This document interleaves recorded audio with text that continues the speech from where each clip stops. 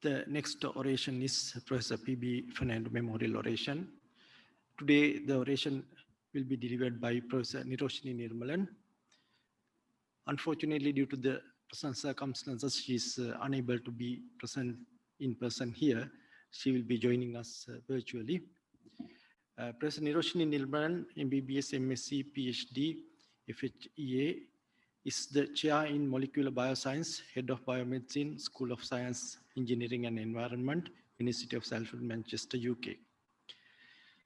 She graduated from Faculty of Medicine, Colombo in 1991 and went on to complete her MSc and PhD at the University of Salford and postdoctoral training in University of Manchester.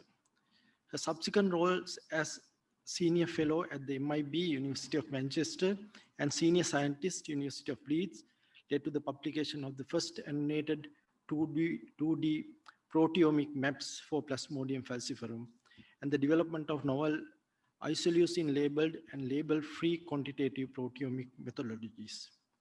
She joined the University of Salford in 2010, where she established a Class 3 pathogen lab for malaria, overseeing many PhD studentships on anti-malarial drug discovery. She has delivered several keynote sessions and is a grant reviewer for MRC, BBSRC, and Wellcome Trust.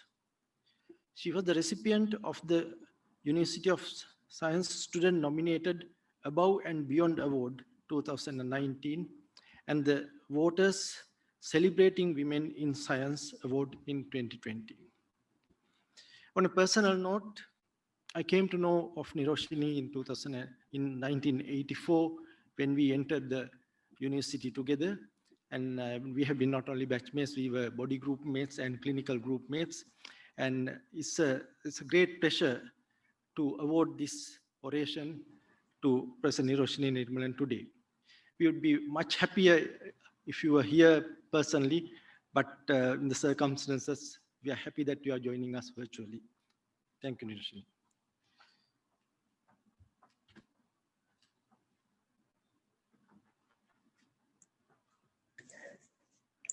President, Ceylon College of Physicians, past presidents, members of the council, members of the family of Professor P.B. Fernando, respected teachers, colleagues, ladies and gentlemen. It is a singular honor and privilege to be invited to deliver this prestigious oration commemorating one of the country's most eminent physicians, Professor P.B. Fernando. And I'm deeply grateful to the Ceylon College of Physicians for affording me this opportunity.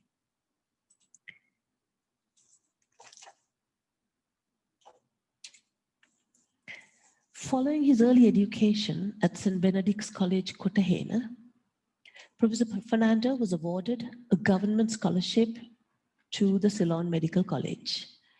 Graduating in 1924 with his licentiate, he served as a medical officer in many parts of the country.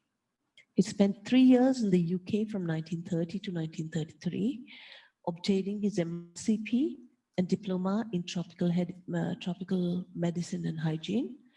And in 1936, on his return, he was appointed the first professor of medicine of the Ceylon Medical College. In 1942, when the University of Ceylon was established, he was made chair in medicine of the Faculty of Medicine, a position which he held until his retirement in 1959. His research portfolio is extensive and impressive, with 2 seminal publications in malaria and rheumatic heart disease. In malaria, an outstanding contribution documenting a large cohort of patients through the 1934 malaria epidemic, and in rheumatic fever, making that first connection between streptococcal infections and the heart disease. He was elected a Fellow of the Royal College of Physicians in 1952, the first Ceylonese to be awarded that distinction, and also awarded the OBE for services to medical education. A devout Buddhist, He was the first president of the Buddhist Students Brotherhood. His services to education have extended beyond medicine, and together with his wife, he went on to co-found Anula Vidyalaya Nugegoda. So, physician par excellence, pioneering scientist, trailblazer, inspiring teacher, but above all, and by all accounts, a kind and considerate human being. I sincerely hope I can do justice to his memory. Let me start off with a story. The year is 1623. It is the papal conclave to elect a successor to Pope Gregory XV. The cardinals have left it till the very last minute to enter the Vatican. With very good reason, they want to avoid the bad air or the mal air from emanating from the surrounding Pontine marshes, which they believe is causing this dreaded disease.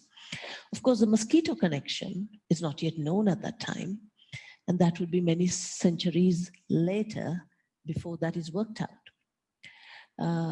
It's an unusually long conclave. Fiametta Rocco, in her book, The Miraculous Fever Tree, gives us a vivid account of what ensues inside the sealed Vatican when the disease takes hold. To cut a long story short, by the time the white smoke appears in the Vatican chimney, heralding the election of Pope Urban VIII, 10 cardinals are dead, along with 44 of their attendants. Many more are ill with the disease, including the new Pope. And when he takes up his papacy, one of the very first tasks he sets out to do is to send Jesuit missionaries far and wide in search of a cure for malaria. Agostino Salambrino is one such missionary, and on arriving in Peru, he observes Native American Indian physicians curing fevers using the bitter bark of Cinchona calycia. He sends some of it back to Rome, and the rest, of course, is history, because that's how we have quinine, one of the longest acting drugs, the first drug to be prescribed, and undoubtedly one of the drugs that have saved most lives, quinine and its derivatives, including chloroquine. Few diseases can compete with malaria in terms of the impact it has had on human history, be it efforts in colonization, world wars, major engineering projects, the Panama Canal story, all very badly affected by this disease. The list of the great and good who are thought to have succumbed to this disease is no less impressive. You can see there from Biden to Alexander to Cromwell, Caravaggio, Dante, Livingstone, all of them thought to have died of malaria. Many literary works of that time, including Shakespeare and Dante, refer to malaria. But my favorite literary reference has to be this: Albert Durer's painting from his deathbed dying of malaria, pointing to, very accurately, to a tender spleen, as if to say, this is where it hurts. So where are we now, several centuries later?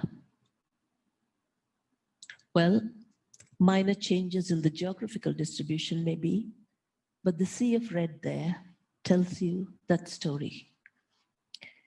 There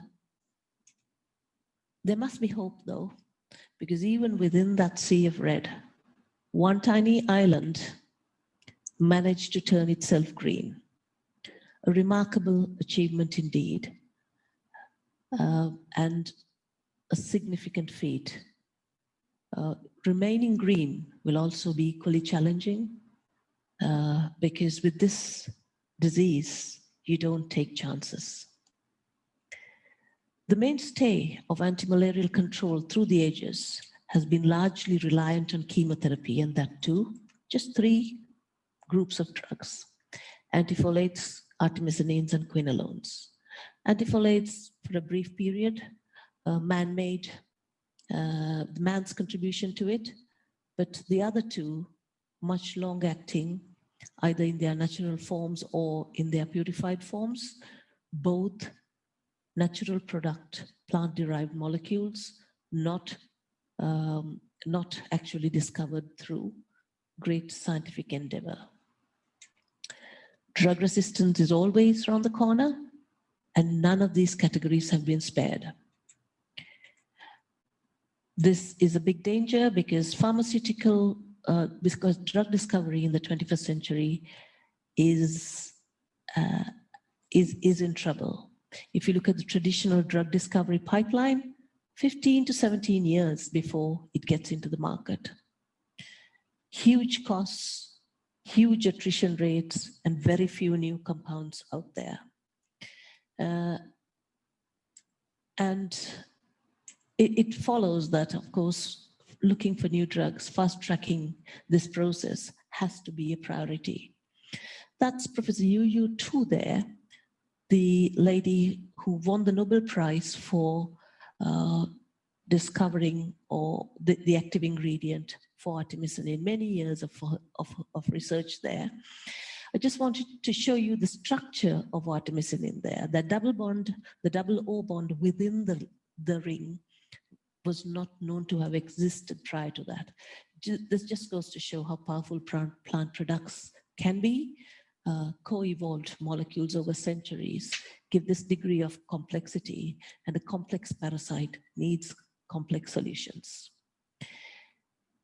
Even artemisinin has begun showing markers of resistance, currently spreading out from Thailand, still not got into India. The Himalayan range will stop that for some time, probably assisted by the stoppage of travel due to COVID. But 15 to 17 years, you do not have for a new drug, and there are no affordable and effective drugs in the pipeline. One possible solution to reduce this pipeline is drug repositioning or drug repurposing, and that is to look for new users for current existing drugs. So existing drugs, we know the mechanisms of action, we know the bioavailabilities, we know their structures and so on and so forth. We know their toxicity profiles. So if we can find something that actually works for malaria, then this tedious pipeline can be shortened. This was my idea, or my research pathway when I set up the class 3 pathogen facilities at the University of Salford 10 years ago. Much of the work I present here is, of course, because of this bunch of students, postdoc, PhD students, who have been amazing and done all the hard work so that I can come out and talk about it. Today's presentation is from two students. That's Holly Matthews, Dr. Holly Matthews, who started off the drug repositioning work in our lab, and Dr. Priyanka Panwa, who took it forward with the derivatization of the molecules and the modeling. So how did we proceed? We started off screening a large cohort of drugs, patent expired drugs. It was a collaboration with Dr. Farid Khan from Protein Technologies, the CEO of Protein Technologies. And what was done, this is an exemplar panel, and what Holly did was to screen all these drugs. It was all blinded, and it was a single hit, 2 micromolar screening. And if we found good hits, we would follow it up with a full dose response. What was interesting, of course, was that these panels were not selected, so they also contained antimalarials, and you can see they then formed as good controls, internal controls, to verify if our processes were good and accurate. In terms of processes, we did have very state-of-the-art facilities. Cybergreen flow cytometry methods were optimized using flow cytometry and microplate assays. So very, very accurate ways of monitoring parasitemias, etc. And they were, of course, validated using known drugs. What we did come out was, we came up with 50 potential candidate hits for malaria.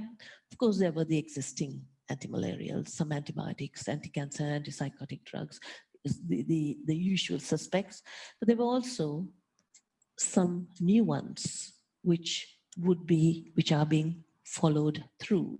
Calcium channel blockers, for example, 5-HT antagonists. So some new interesting hits. Going through the list, I'm not going to talk about that side of the story, but going through the list, there was one hit that caught my mind, caught my attention, and that was emetine dihydrochloride.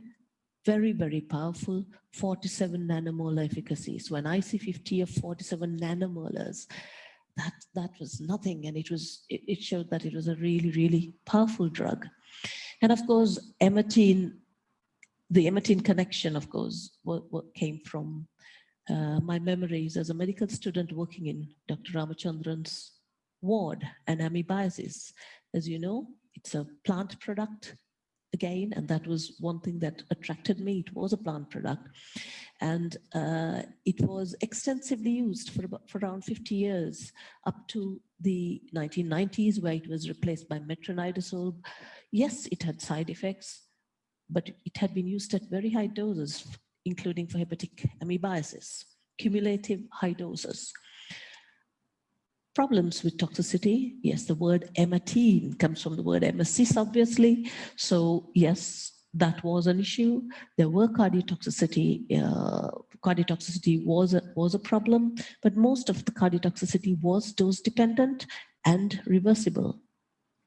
So armed with all this, and more reading showed us that most of these were also dose dependent. The other side effects were dose dependent as well.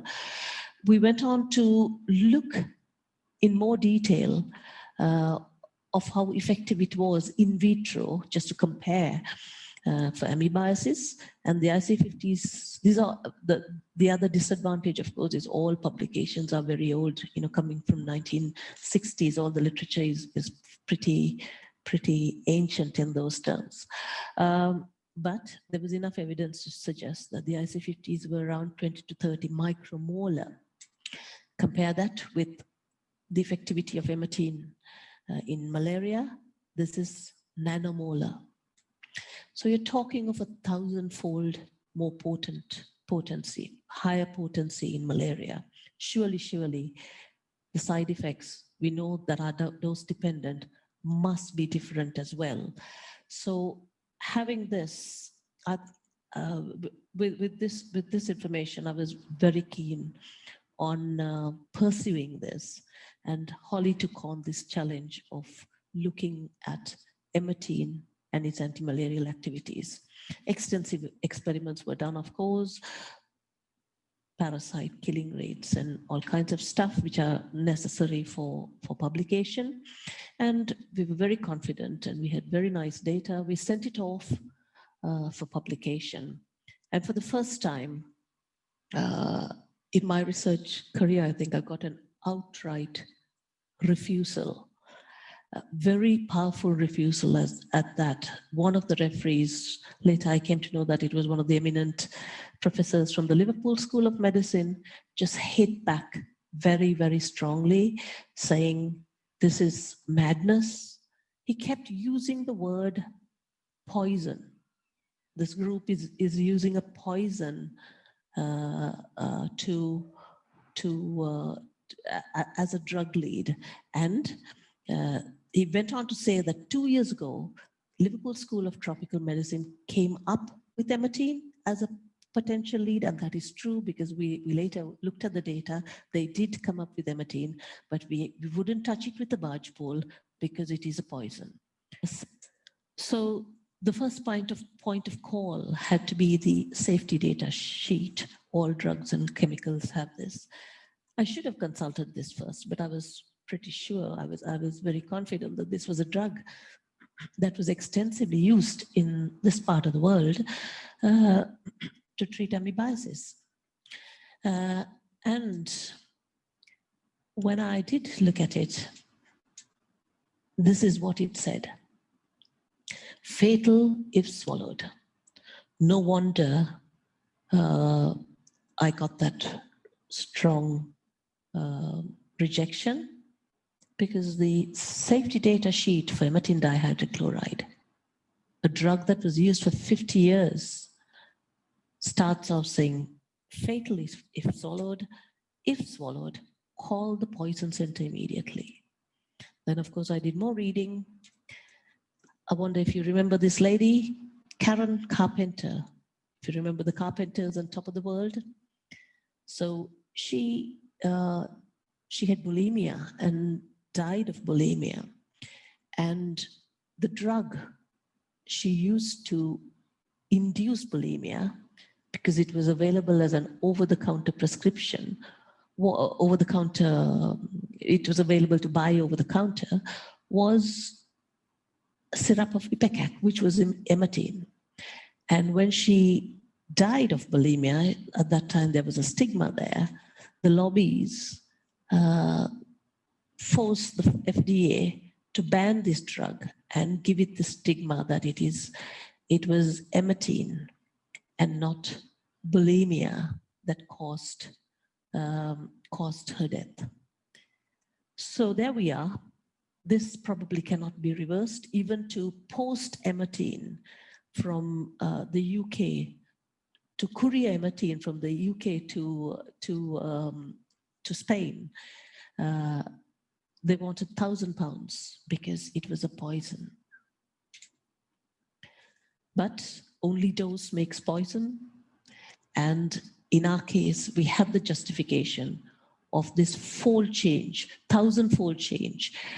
And I thought, I'm not going to leave it at that. So I wrote a very strong reply back to the editor and making my point very, very strongly. And to my surprise, he wrote back saying that it is very rarely that I reverse a decision, but you have a point here, and I'm accepting the publication.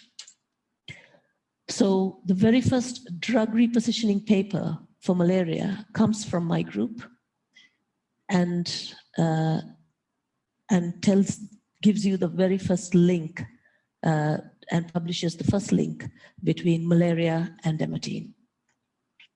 Undoubtedly a crucial publication because it brought emetine back into the limelight.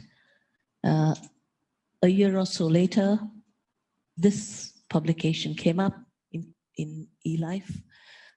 3 big groups, Imperial College, Cambridge, and WeHi, Australia. In fact, Holly Matthews later on went to postdoc with one of these groups. And here, the cryo-EM structure of the target binding site for emetine on the ATS ribosome was published. So here you have, this is from that paper, ATS ribosome, and you can see emetine bound there. This was brilliant news for us because now you had the opportunity of using a chimeric approach where a drug discovered through repositioning or repurposing could now be modified using rational drug design, because we knew the binding sites and we could model it and work on it further to change the structure of the molecule. Why was this important? Roche, the company that originally produced emetine, was already working on it in the 1960s, trying to change the structure, and we could have access to some of those patents. So they were already working on it to minimize side effects. And here now was our proper opportunity. So overcoming side effects, things like nausea and vomiting are not big deals nowadays, because, drug formulation has come such a long way that there are all kinds of ways in which the emesis side of it can be controlled. The more important point was, of course, the cardiovascular side. So one option was chemical derivatization. Can this molecule be derivatized and changed to deselect for toxic effects? This was possible now that we knew the binding sites. Second thing was synergistic partnerships. So usually two drugs, when you combine, 1 + 1 will be equal to 2. But if you can have a synergy where 1 + 1 = 3, then you can enable further dose reduction. So in a drug where there's a dose dependent side effect, this kind of looking for a synergistic partnership would be fantastic. So we could try this together with existing antimalarials. Third, of course, is novel formulations, and this we haven't done that, but there are many options available where you can counteract the emesis side of things using formulations, as I mentioned earlier. So we set out to work harder and look deeper. Emetine does have quite a few naturally occurring analogs, and also some old data, but important data on how these analogs work with amibiasis.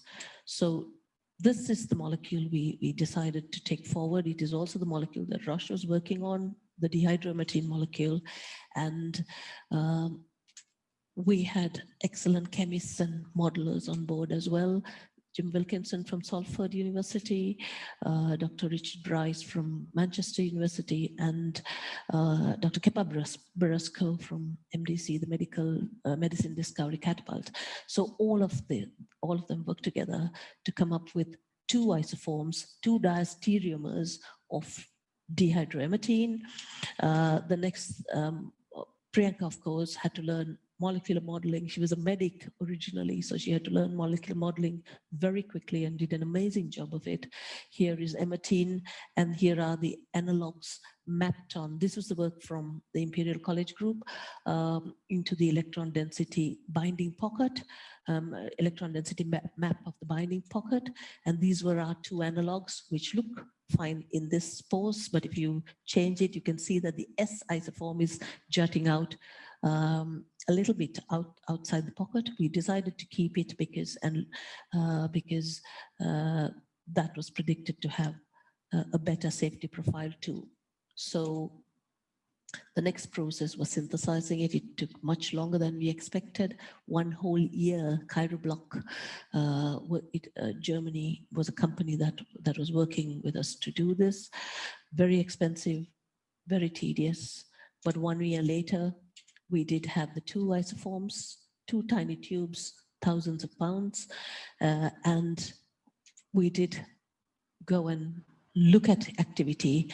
And if you see the R form, you can see a nice IC50 curve, and that is nanomolar. So 69 nanomolar, pretty much as effective as the parent emetine dihydrochloride.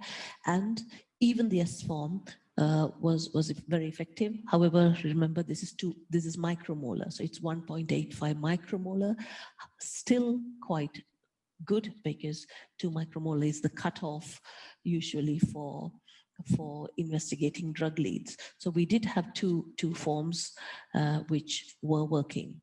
We now know the testing we had was for the asexual forms, that's the rings, the dwarfs, the schizons. That was what we could do.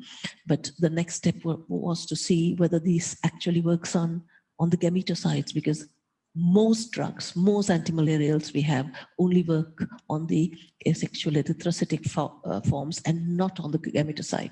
So while it cures the disease, it doesn't prevent the transmission. Emmetine was different. It had potent gametocytic activity. This was done by GSK in Trescantos. Not only that, it was effective against, they widened it to many other strains. It had effectivity against wider strains as well, right? So we also then went on further to work on drug interactivity, as I told you, and this is fairly this happened after the GSK story, but we have also got 2 new antimalarials that are showing synergistic activity with emmetine. So further dose reduction can be permitted. Just one interesting story that that happened during this whole process. Priyanka, when she was working with the models, came to one day and told me, you know, that paper, that eLife paper, I think they made a mistake. They have used the wrong molecule for the binding pose, and the structure, it is flawed. There's a mistake. Of course, promptly sent her off by saying, Priyanka, you learned modeling just 3 months ago. These are the experts. These are world-leading experts. Please go back and redo this. She comes back again and saying, no, I'm pretty sure this is the case. And you know what? It did turn out that it was the case. The molecule they had used was actually outside the structure. With our new modeling, we had a much better fit with the green. I, of course, contacted the group and told them. They were reluctant to accept it at first, but then they went on and redid their modeling and found out that it was an error, and then contacted me to tell me that, yes, we're going to change the new PDB files. And I told them, no, you can't. This is our work, because we have worked harder. A PhD student has worked hard at it. You wait till we publish and then acknowledge us, which is what they did. So this year, we finally got our dehydroemetine publication out. Very good journal too. So the story doesn't end there. After many years of no mention, many decades of no mention of emmetine, this appears. Emmetine's role in Zika and Ebola. That was last year in 2018. And more recently, of course, emmetine comes up again in the context of SARS-CoV-2. This was a publication by Professor Malik Piris and Huling Yen's group. And we contacted them when we saw them.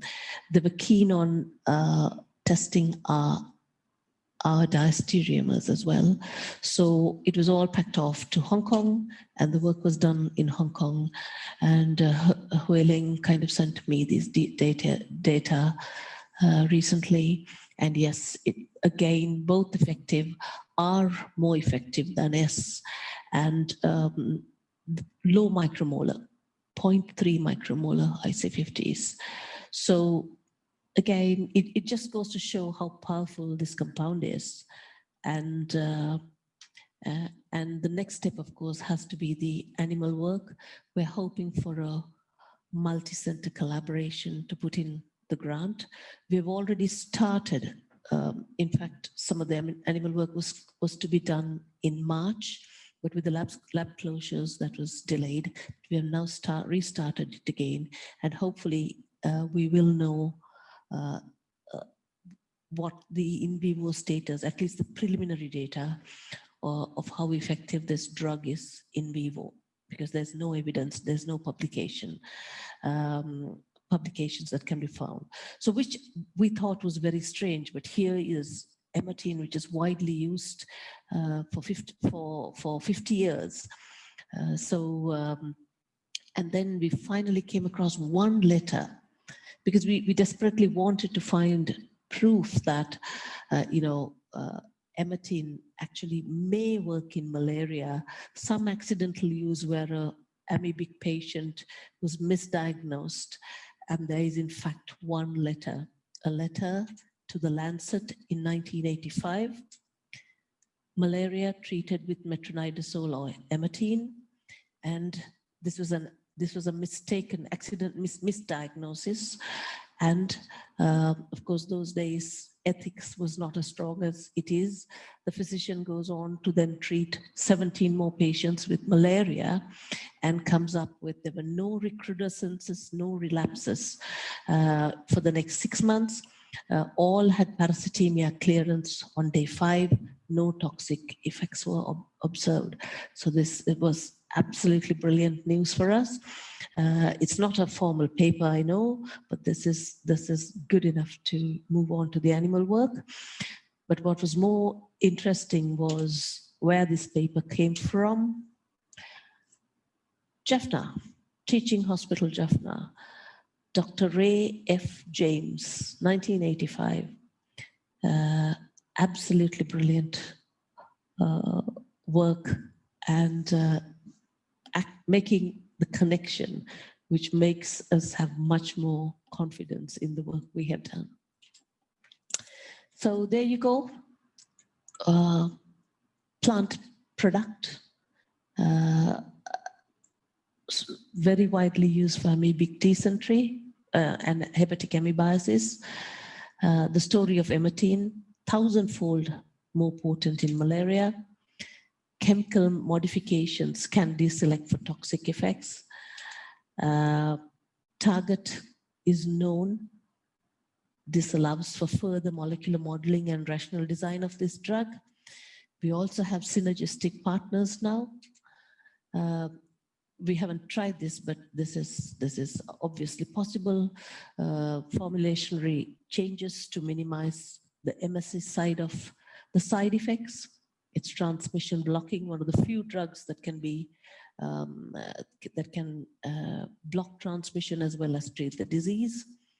It is a hepatic concentrator. That is why we used it in hepatic amoebiasis. So again, if you remember the malarial life cycle, the very first organ it affects is the liver. So maybe it has a role in prophylaxis. We are not advocating this as an over-the-counter prescription to treat malaria, but if in the instance where there is drug-resistant malaria, severe cerebral malaria treated in an intensive care setting or a hospital, this can be as potent, this should be as equally effective as anything we have. So therefore it is absolutely worthwhile pushing further on this. Finally, it's a natural product derivative. I mean, if history has taught us nothing for malaria, it is that this is a resource that has to be looked into and interrogated scientifically. There's much in the news regarding ethnopharmacological and traditional medicine drugs. It is a useful resource, but the important message there is the scientific rigor that has to go in to characterizing it. Otherwise we will be just throwing the baby with the bathwater. And I sincerely hope that there's some young clinician here who will take up this pursuit, not just to catalog the pharmacological resources and know-how that you have in this country, but also to take it forward and characterize it. Big thank you to all these guys. I wouldn't be able to do this presentation without any of them, and I have acknowledged them in the relevant slides. Looking back at my life, I'm acutely aware of the many influences that shaped it. Be it my wonderful family. I remember at the age of 5, my father teaching me Longfellow's "The heights of great men reached and kept were not achieved by single flight, for they, while their companions slept, kept on toiling through the night. Be it my school, St. Mary's Convent, Trincomalee, where the Carmelite nuns never tired of teaching us not only to pronounce, but to enunciate. And of course, medical school, the numerous inspiring teachers, amazing role models taught us medicine and values. Yes, I have much to be thankful to this country for. But three academics I must make special mention of as they relate directly to my research career. Professor Kamini Mendes, my first boss in academia, what a role model. Professor John Hyde, again, and Professor Paul Sims, both giants in their fields. And I'm indeed very, very grateful. They literally launched my research career and indeed provided the foundations for it. The two men in my life for all the support, again, very grateful. This is the University of Salford, where I now am. In fact, 30 years ago when I came to this country, this was the first building I came to as a student, as a master's student, to continue to do my master's and PhD here. I insisted on going back after my postdoctoral training to work there as an academic. And one of the windows there on the lower floor, on the ground floor, is my office. I cannot think of a better place, a more supportive place and more supportive colleagues to work with. And I'm truly grateful. Finally, I must leave you with the image of what I consider my most inspirational moment. Meeting the miraculous fever tree in the foothills of the Peruvian Andes. It was far more impressive than what I could have ever imagined it to be. Thank you.